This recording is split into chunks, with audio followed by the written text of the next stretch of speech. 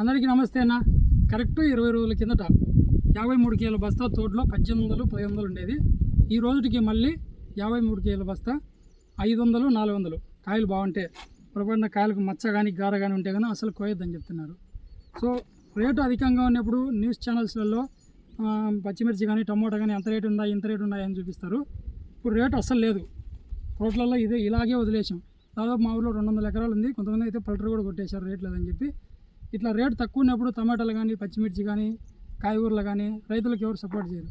Rate ఉందన్నప్పుడు మాత్రం అంత rate ఉంది ఇంత రేటు ఉంది అని చెప్పి అన్నీ చూపిస్తూ ఉంటారు. తోటలో వచ్చి పచ్చిమిరపకాయలు ఎలా ఉన్నాయి, దీనిలో గారు ఉంది, మచ్చ ఉంది, పచ్చిమిరపకాయలు కోయొద్దండి అని చెప్తున్నారు. సో ఇంకా చేసేది ఏం లేక పల్టర్ కొట్టాలనుకుంటున్నాం. ఒక మనిషి కూలి 200, బస్తా మాత్రం 500. గిట్టుబాటు కాదని చెప్పేసి పల్టర్ కొడుతున్నాం. మీ ఊర్లో పచ్చిమిర్చి కేజీ ఎంత ఉందో మెసేజ్ చేయండి. రైతును సపోర్ట్ చేయండి. ఈ వీడియో కనుక మీకు నచ్చింటే 10 మందికి షేర్ చేయండి. జై రైతు బిడ్డ.